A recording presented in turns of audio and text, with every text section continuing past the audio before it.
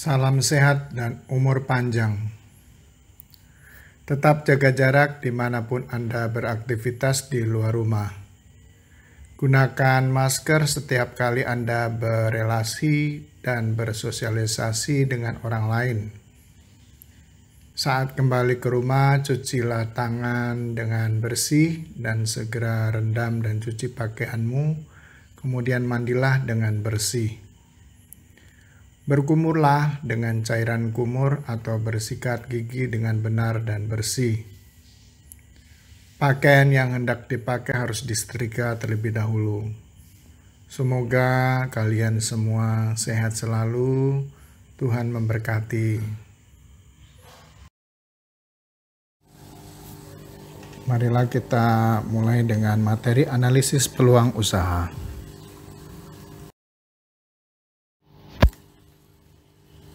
Apa yang harus dianalisa? Yang dianalisa adalah pemetaan peluang usaha. Mengapa harus pemetaan peluang usaha? Karena di dalam pemetaan peluang usaha kita akan memetakan bagaimana dari segi strength, yaitu kekuatan, kemudian weakness, itu adalah kelemahan, opportunity kesempatan, dan threat adalah hambatan. Nah, dari keempat ini kalau disingkat jadi SWOT, strength, weakness, opportunity, dan threat. Kemudian dari segi kekuatan dan weakness itu adalah secara internal dan eksternal, yaitu opportunity dan threat. Baik, kita lanjut ke slide berikutnya.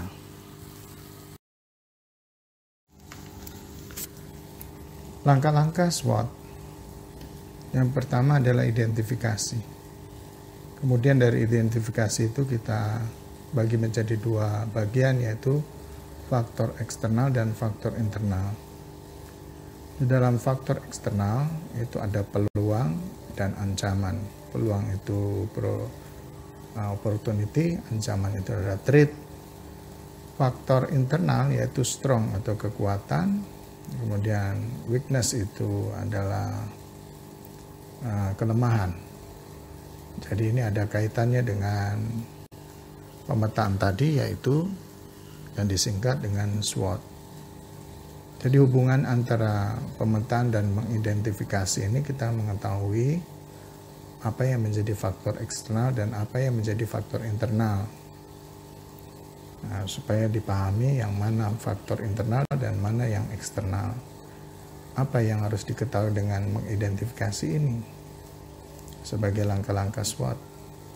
Nah, dari peluang itu sebagai seorang wirausahawan atau sebagai seorang melakukan suatu prakarya, itu harus melihat peluang dan apa yang menjadi ancaman atau hambatan. Kemudian dari faktor internal yaitu melihat dari dalam diri sendiri, yaitu kekuatan. Nah, sumber daya yang ada di dalam diri, segala kemampuan dikerahkan untuk mendapatkan kesuksesan. Sedangkan weakness itu adalah kelemahan-kelemahan yang harus diperbaiki sehingga kelemahan itu bukan menjadi sesuatu yang membuat kemunduran, tetapi dapat menjadikan suatu pembelajaran untuk maju. Jadi ini sangat perlu untuk dipelajari untuk mengidentifikasinya ini. Baik, kita akan lanjut ke bagian tabel berikutnya.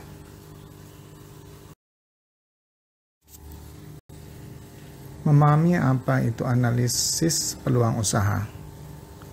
Kita lihat dari tabel ini, maka di dalam tabel itu ada yang istilahnya SWOT tadi, strong dan weakness, kemudian opportunity dan threat.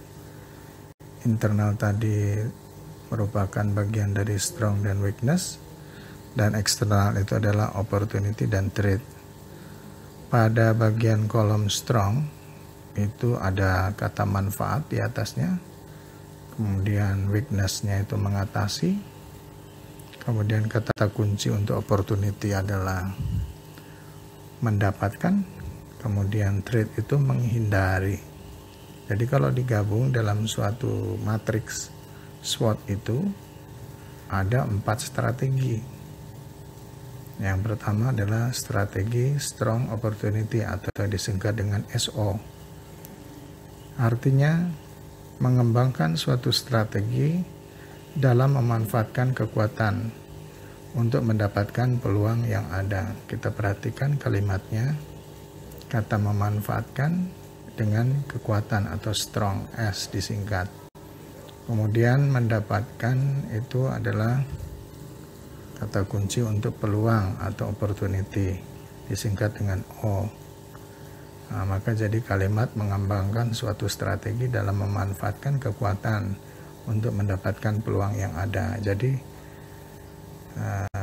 untuk matriks pertemuan pada strong dan opportunity itu adalah kekuatan penuh dari seorang wirausahawan. Kemudian kita berpindah ke kolom pada bagian strategi strong threat, ya, masih kolom strong, tapi barisnya baris threat. Threat itu menghindari atau halangan, ya, halangan, menghindari halangan. Dari kata kuncinya menghindari. Kita perhatikan strateginya adalah strong threat, disingkat dengan ST. Kalimatnya mengembangkan suatu strategi dalam memanfaatkan kekuatan untuk menghindari ancaman. Nah, kita perhatikan kata kunci tadi untuk strong itu memanfaatkan kekuatan, dan kemudian untuk ancaman atau hambatan itu threat, yaitu menghindari, ya, kata kuncinya menghindari. Jadi kalimat yang digabung adalah mengembangkan suatu strategi dalam memanfaatkan kekuatan untuk menghindari ancaman. Kita pindah ke kolom weakness, yaitu kata kuncinya mengatasi. Nah, jika ketemu dengan dimatrikskan ketemu dengan baris opportunity, maka strateginya adalah weakness opportunity atau yang disingkat dengan WO.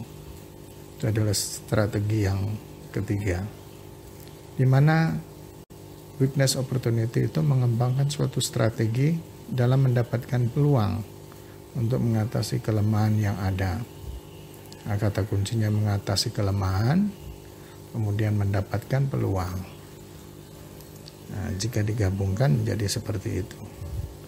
Nah, kemudian kita lanjut lagi dengan mengatasi kelemahan dengan menghindari threat. Itu ketemu matriks yang paling sangat rawan, yaitu strategi weakness threat. Mengembangkan suatu strategi dalam mengatasi kelemahan dan menghindari ancaman. Jadi itu strategi untuk WT atau weakness threat. Jadi posisi yang paling rawan adalah WT atau weakness threat. Mengembangkan suatu strategi dalam mengatasi kelemahan dan menghindari ancaman.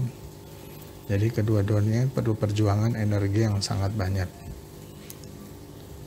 Bacalah tabel matriks SWOT dengan teliti dan seksama, sehingga kamu bisa memahaminya.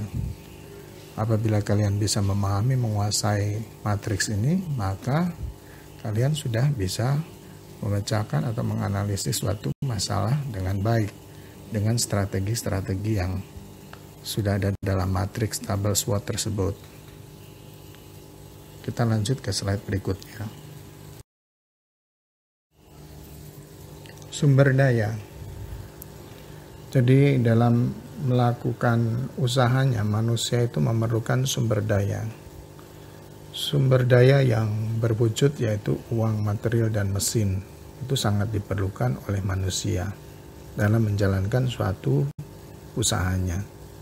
Kemudian yang tidak berwujud adalah sifat, yaitu metode, market, dan informasi. Nah, itu sesuatu yang tidak kelihatan tetapi bisa dirasakan.